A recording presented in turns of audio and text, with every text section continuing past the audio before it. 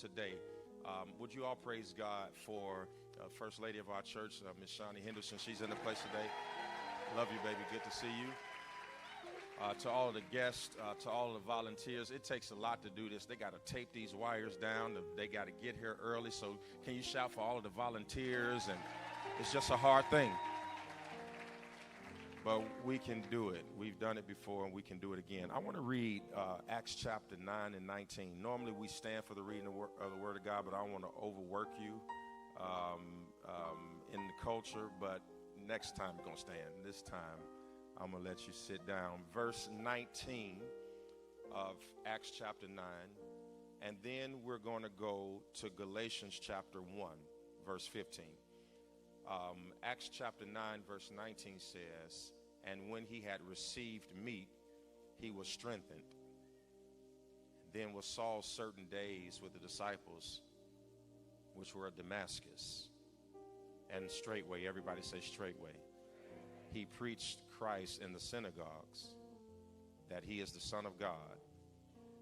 But all that heard him were amazed and said, listen, is this not the same dude that was killing people in the same place he's preaching? Let me tell you something.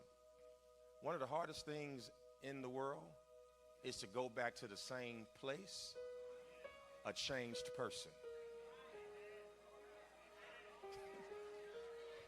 Like when you get your life together and you go back changed, then they start saying, oh, you acting funny.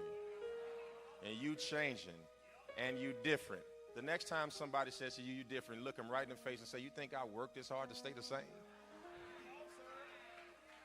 I did change, and I changed intentionally. Paul went back to the same people, changed, and they couldn't accept it because most people can only handle you where they met you.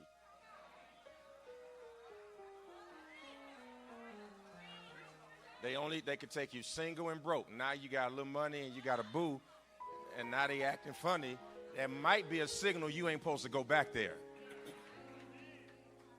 They said, Paul, isn't this the guy that was destroying people in Jerusalem and came for that intent that he might bound them again?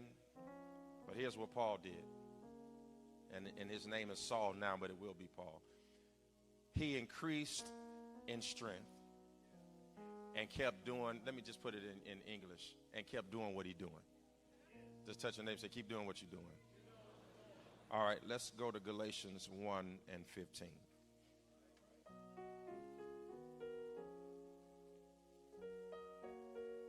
If you got it, say, I got it.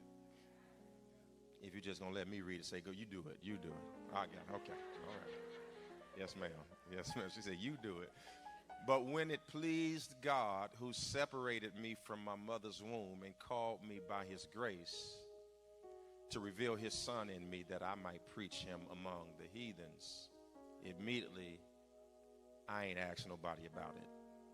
When he said I conferred not with the flesh and blood, he said, God told me to do it and I didn't ask them anything.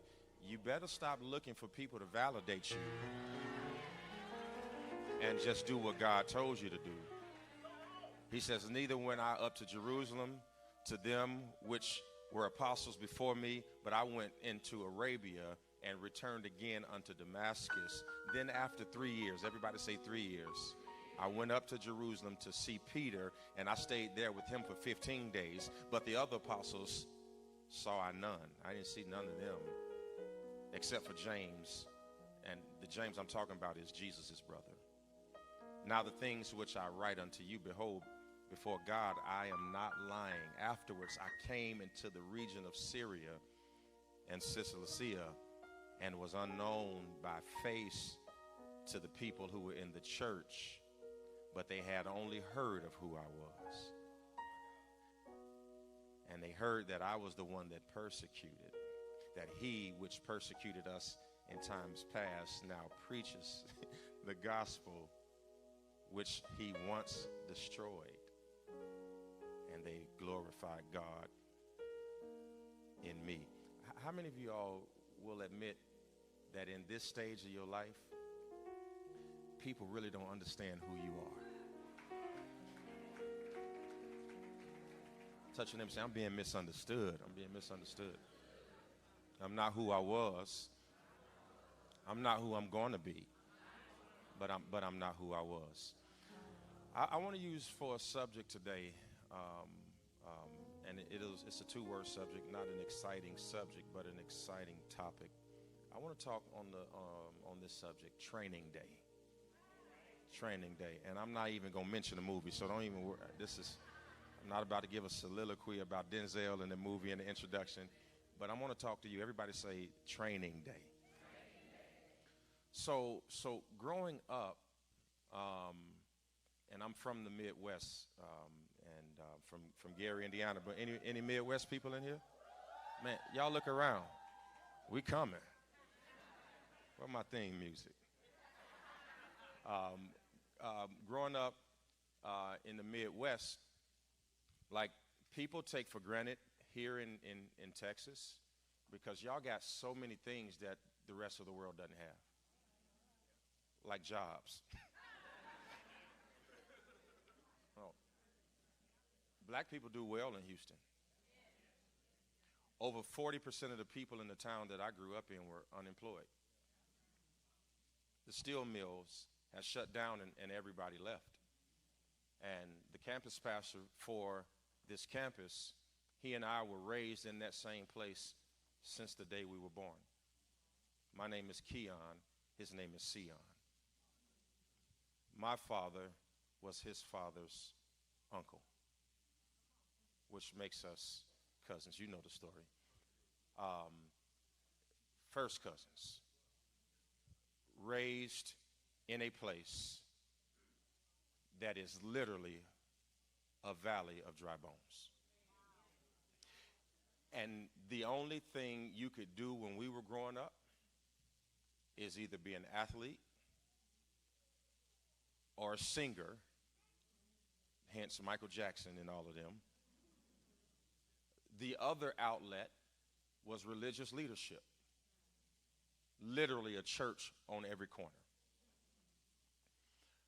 I wanted to be a professional athlete. The Lord didn't see the same. I was never going to be a lawyer because I didn't want to go to school long enough. Was never going to be a doctor because I can't look at your blood. I can look at mine, but I can't look at yours. Called to preach the gospel at the age of 14. There was one other option that I considered, but I didn't consider it long, and that was joining the military for about 5 minutes. It was a Thursday from 5 to 5:05. I was never going. And the reason why I was intrigued by going is because they recruited a lot of us at our high schools, middle schools, and they tried to get us to go. And because there was no way out, they talked about free education. And they talked about how much money you could make in the military.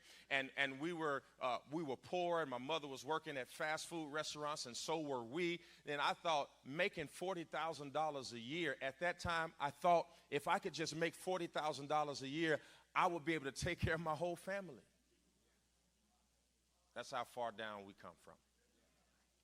So I considered going to the military. And I remember hearing all of these slogans. You remember the few, the proud, the Marines. They tried to recruit you too? Okay. I remember hearing Born Ready. That was the Coast Guard. They tried to recruit us. I've been to all of these meetings. I remember hearing Be All You Can Be. Which one was that? So y'all went to the meeting too. But the branch that I was most intrigued by, not the Air Force, it was the Navy. And the reason why I wanted to go to the Navy, it wasn't the Navy, it was being a Navy SEAL. That I want, you know, the ones that got Osama bin Laden, the elite group. I want to come in off a helicopter, and I want to drop in the night with night vision goggles on, pop, pop, shoot you 2 times, and be back home before you even know you're dead.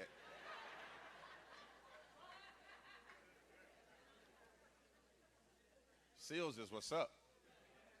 Like, it's if you meet somebody and you say, hey, man, what do you do for a living? I'm in the Army. You're going to say, thank you for your services. If you meet somebody, they say, I'm a Navy SEAL, you're going to be like, what? Because the Navy SEAL, it's a specialized division. Like they just have the mystique of being just a little bit above the rest. And I considered doing it until they told me what you had to do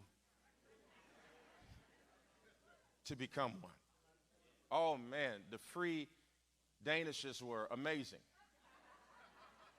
And the probability that I was going to receive a job and get a free education was tantalizing. It was good for my mind. But when I went to the meeting to find out what you had to do to become one, I immediately knew in the spirit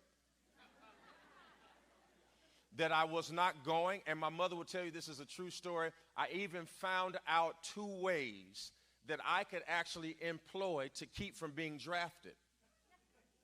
Number 1, I was my mama's only son. Number 2, the arch of my foot wasn't big enough. And they didn't send people to war who had flat feet. So I haven't wanted an arch ever since I've been little. I literally employed those 2 ideas. And I considered being a Navy SEAL. And then the recruiter told me, he says, listen, he says that the training for a SEAL is not designed to get you in shape. You have to be in shape before they let you in training. Oh, this is good. This is good because there are some levels in life that if you're going to do well in, you can't practice on certain levels. You got to be ready before the level lets you in. I asked him, I said, what is the training for becoming a Navy SEAL? He says, don't ask me about the training. He says, let me tell you what you have to do in order to make it to training day. Number 1, you have to be able to run 1.5 miles in 9 minutes and 30 seconds, light work. No, that's easy. No, back then, running 1 mile in about 5:50. That's light work. That's no problem. That's no issue. Right now, I could run 1 mile in 6.5 minutes. I wasn't worried about 9:30, no problem. I said, all right, I'm good. All right, 15 pull-ups, 75 sit-ups, 75 push-ups. Good. I'm good. I can be a SEAL. I can do all of that right now. I can do it right now. Then he said,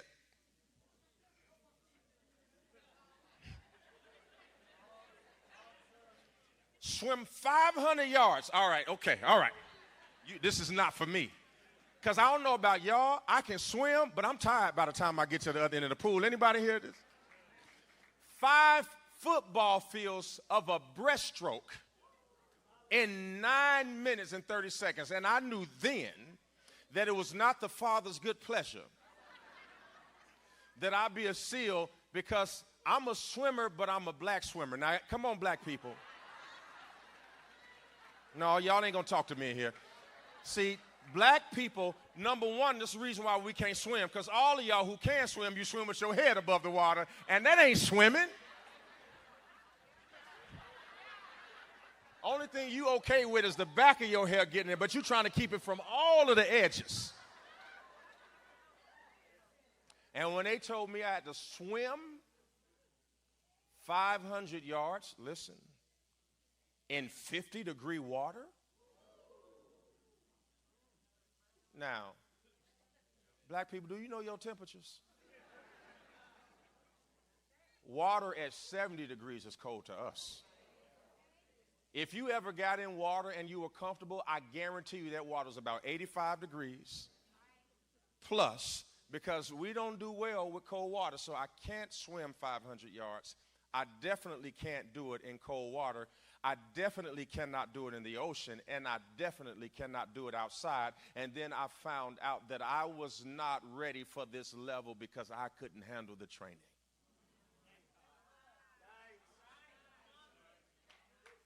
I was in love with the mystique of being a SEAL. but I never achieved it because I was discouraged by the process. Come here, don't go nowhere. I was dispirited by the process. I was deflated by the process. And it is time that we recognize that training is actually the thing that God puts in the earth to separate the well-intentioned from the well-qualified. It's why, in order to be a doctor, you can't just go to college. You have to go to medical school. It's the reason why if you don't pass the bar, you cannot call yourself a lawyer just because you took a couple law classes in college. You actually have to pass the exam. Why? Because it is the training, talk to me, that separates the well-informed and the well-intentioned from the well-qualified. If it were not for training, we wouldn't know who Muhammad Ali was. He was not made in the boxing ring. He was made in training. It was Michael Jordan who could not make his high school team, but he went back and trained and became one of the greatest players to ever live. Anybody ever heard of a man called Michael Kittredge? Michael Kittredge is a man who went in his garage and melted crayons until he can find a way to create a candle. And every one of you all have bought a Yankee candle. And now he's worth $3 billion. Why? Because he went through the training. Somebody say training. Listen, you cannot get to the top of anything without surviving the basic training. Training is the process that teaches you the language that's necessary to achieve your destiny. And I don't know who I'm talking to in this place today, but what you don't recognize is you have misdiagnosed and misdefined what you've been going through. You call it trouble, God calls it training. You call it stress, God calls it training. You called it a divorce, God called it training. You called it bankruptcy, God called it training. Touch your neighbor and say, I'm not struggling, I'm just in training. I'm not broke, I'm just a millionaire in training. I'm not single, I'm just a wife in training. Y'all not talking to me. I need everybody to slap somebody and say, I'm in training.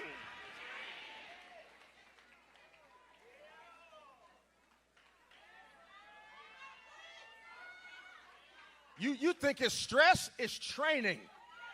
You think you're stressed out? That's called training. And the reason you know it's training because you want to quit.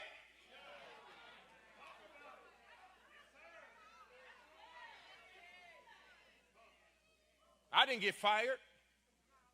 I was training to be a CEO.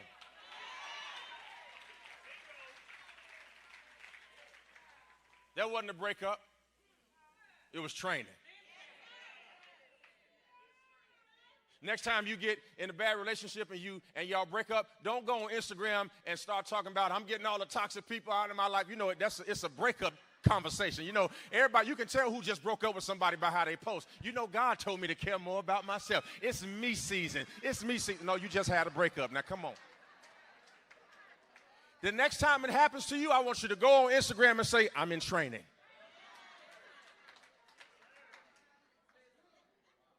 Tell everybody on your row, I'm in training, I'm in training, I'm in training, I'm in training.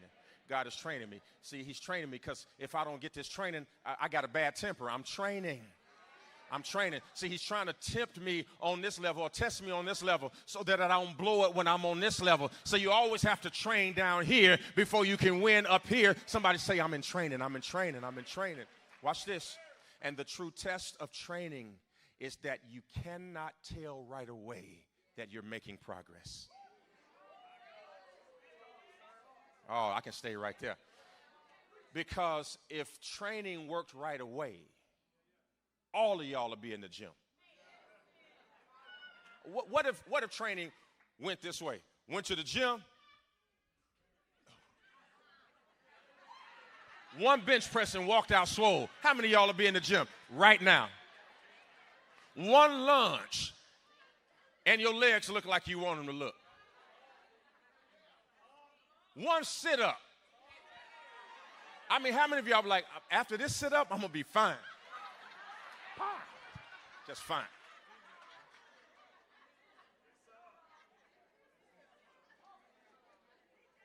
It don't work like that. Training requires you to trust it, even when it doesn't trust you. Training. If I could go to the gym and work out and see the muscles before I get home, I would do it all the time. But this is what separates the fit from those who are not. It is because when you are training, you have to be okay with delayed gratification. You have to be okay with knowing that you're not going to look like you want to look just because you're doing what it takes to look like that. You're going to have to wait. And they that wait, come here. Training requires that you wait. And anybody in here who trains will tell you, bodies are not built in the gym.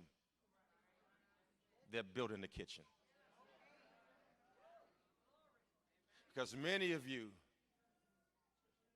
you do pray hard, but you stay around negative people.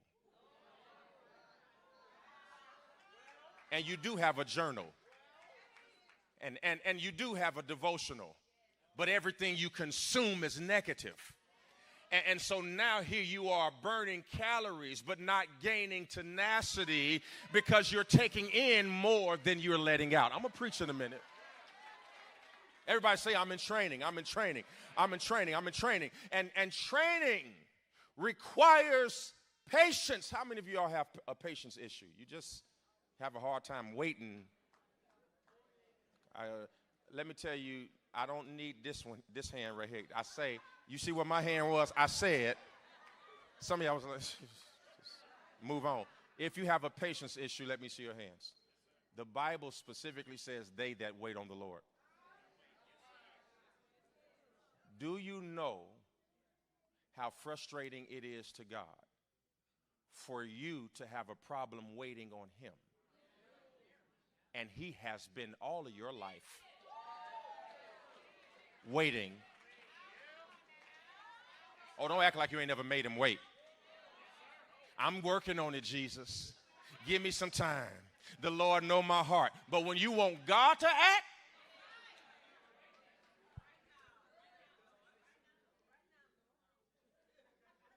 many of you will want the benefits of this sermon by the time you get home today. But God told me to tell you we're in training. Somebody say training. History proves that Paul was the greatest missionary to ever live, but it wasn't because he could preach, and it wasn't because he could write. It was because he survived all of his training days. He got bit by a snake. That was training. 3 times he was shipwrecked. That was training. You remember they beat him and left him for dead? They looked up, he was in the next city preaching. That was training. What if I told you everything you are going through is training for what God is going to take you to? And if you cannot survive this, you cannot have that.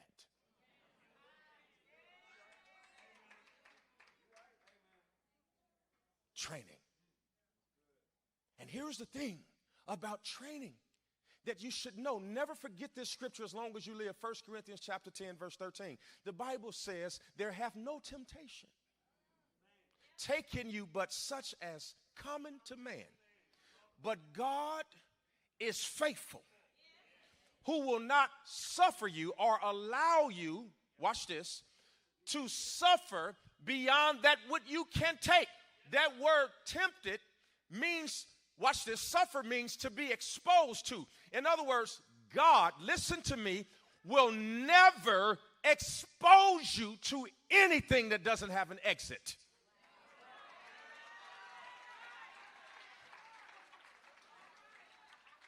Everybody look in the back.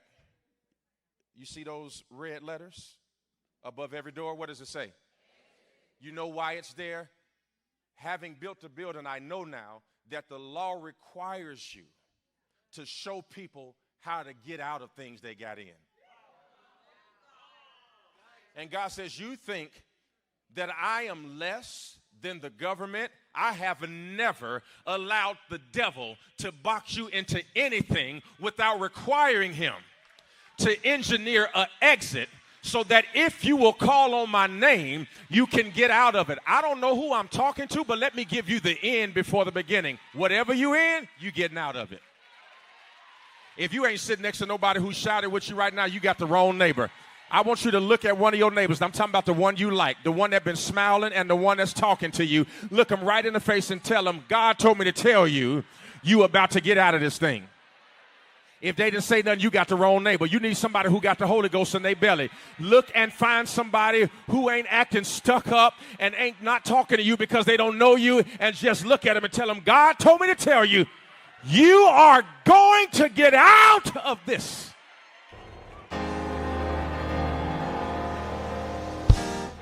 Did they move? Did they move? They didn't move because they so used to being in, they wouldn't know out. If out, call them on the phone. I just need all of the loosed people in this place who will recognize that by this time next week, everything that the devil meant for evil, God is about to turn it around for my good. Touch your neighbor and say, I'm in training, baby. I ain't stressed out and I ain't crying. These are tears of joy. I just recognize that all things work together for the good of them that love the Lord and are called.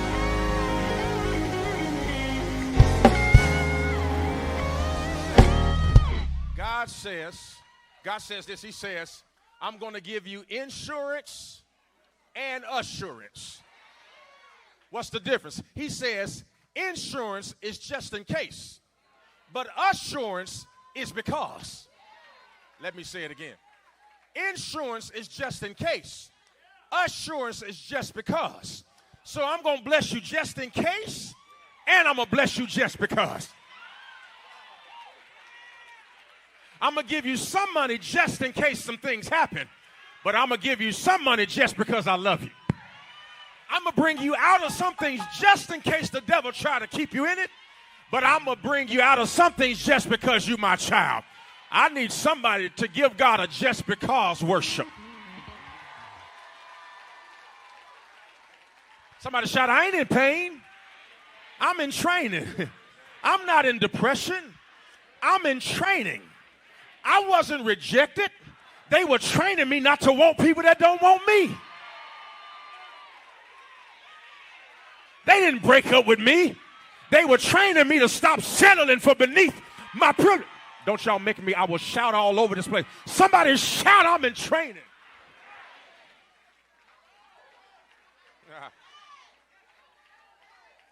Somebody say, that wasn't no divorce. That was training. That wasn't a bankruptcy. That was training.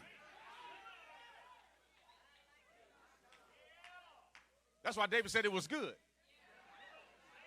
that I was afflicted, that I might learn the statutes of God. Until you recognize that even when it's bad, it's all good. Can I tell you something? One thing I know about God, God never stops until all is well, which means if all ain't well, God ain't done. Oh, you missed every word that just came out of my mouth. I said, if it ain't all good in your life, it's because God ain't done in your life.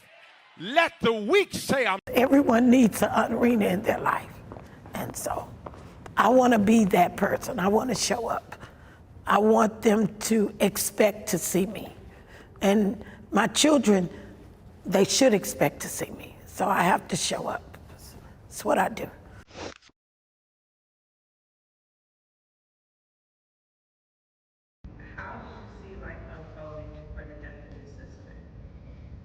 Oh, wow, before the death.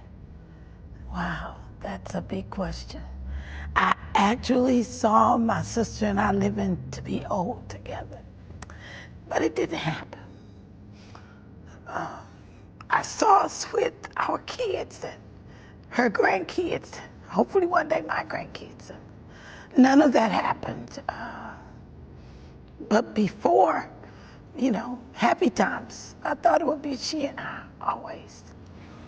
My sister said in her hospital room, She only had one grandchild at the time, and she said, Rena, he's not gonna remember me.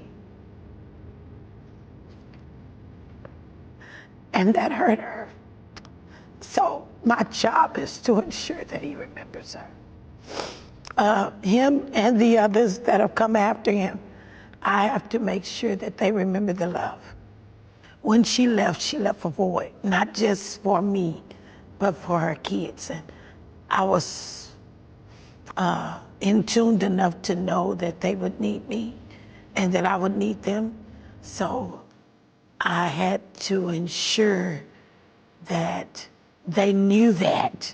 The only way I could do that is by being present in every moment that I know she would have been present in.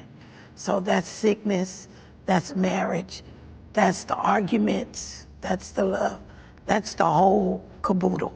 I had to be there for it all to ensure her presence was there. So she loved everybody, and and she loved her kids.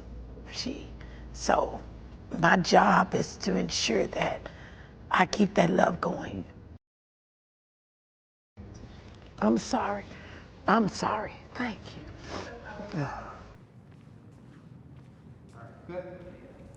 I was happy, confused, lost, trying to get it together at a young age, but I did it, so.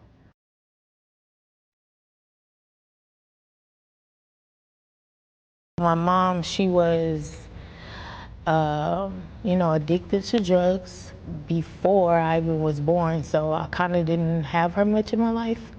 And then my dad,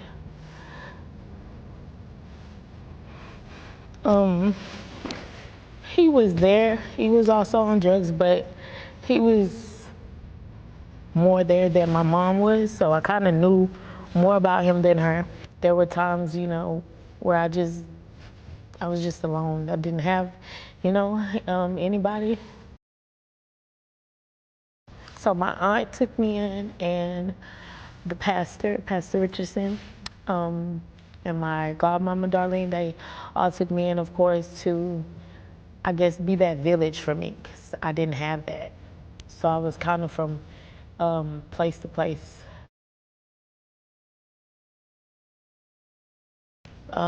In having DeAnthony, it was challenging because I really didn't have a place to stay. I was just kind of like, living from probably my friends to my boyfriend to just where I could lay my head to try to get settled with him. And then I had Anaya, and then D came along, and then it got harder, a lot harder. And the father that they had at the time, which is their biological dad, he was just not capable of being there for all 10 of them, because it was 10. Things happened, and my daughter ended up getting hurt.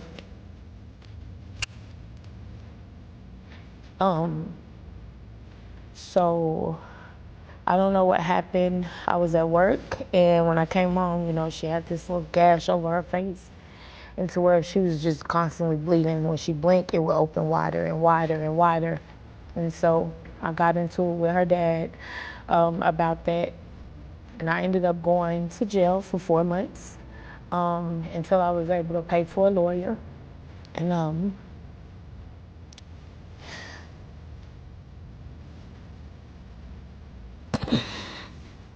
And in that time,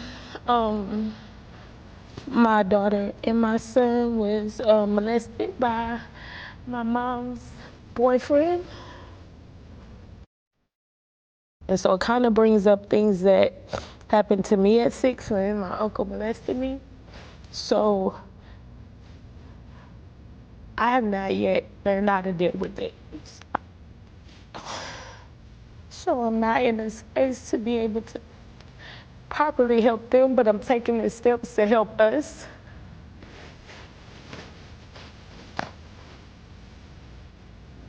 I gotta get me together so I can help get her together. Yeah, I don't want to lose. I haven't been all the way there yet, but I'm there, and I'm knowing that, you know, through everything that we've been through, like losing our place, our apartment, my car, just staying faithful to listening to him constantly is what gave me strength to know that. I still wasn't quite sure I wanted everybody to know. And this is probably going to be a surprise when many people see this, you know, at my job or people that know me, because I don't refer to myself as an adoptive mother.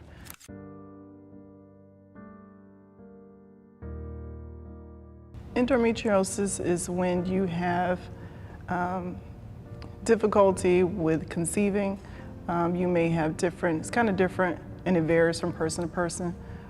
So there could be scar tissues and different things like in the reproductive organs that cause it to be difficult for you to have children. After being told that it would be difficult for me to have children, I was hesitant.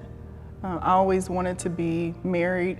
However, I wasn't sure if that would be, you know, a reality for me, because I felt like, and had been told, you know, everyone wants to have, or every man wants their own children.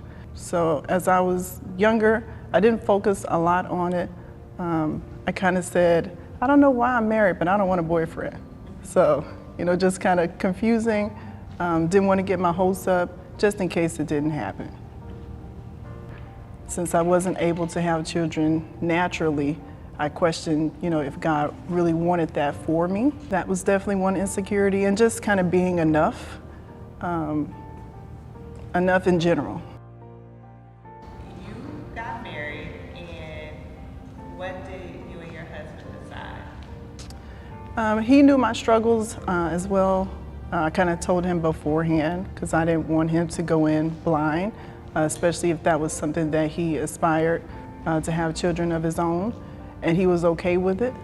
And so he kind of initiated the process because although I wanted to have children and wanted to adopt or just kind of look into in vitro to see what the options were, he was real supportive and was okay with whatever I decided to do. Initially, we planned to adopt just one child. At the time, we were living in Iowa. And so before we finished like the process, the case manager said, you know, I have the perfect children for you. And we're like, well, no, we just want one. And at the time, I was an ex-juvenile probation officer, and so was he. So they gave us the difficult children. And so our life kind of did a 180. We were by ourselves. We didn't have any other family there. I was still kind of nervous about if I would do it right, if we were making the right choice and decisions. So it deeply impacted everything. Some of the struggles that I encountered, because they were real young, so my boys were 3 and 4, and we didn't adopt them all at the same time. So it was 2 separate sibling groups. Me and their dad got divorced in 2016. We had been married for 11 years, together for almost 14. So that was definitely an impact and a hard blow for them. I think I kind of stayed a lot longer because, you know, I didn't want to deal with the abandonment and have the kids to kind of deal with trauma all over again, deal with loss again, because at this point they all knew that they were adopted. Over time, at their own pace, we kind of explained to them who they were, where they came from, let them know that they were a choice and that they were special because, you know, we chose them, but most importantly, they chose us. So it was difficult to kind of let them know that we were getting a divorce, and then shortly after, he moved.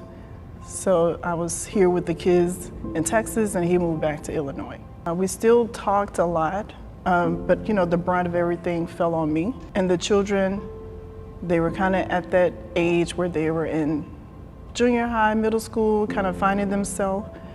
And like most children who go through divorce, whether it's adopted or not, they kind of blame the parent that's there for the one that's leaving. So just trying to help them to navigate through that, let them know it was nothing that they did. And I started journaling. So that was kind of part of my therapy. I started journaling my story to get it out. So it was hard.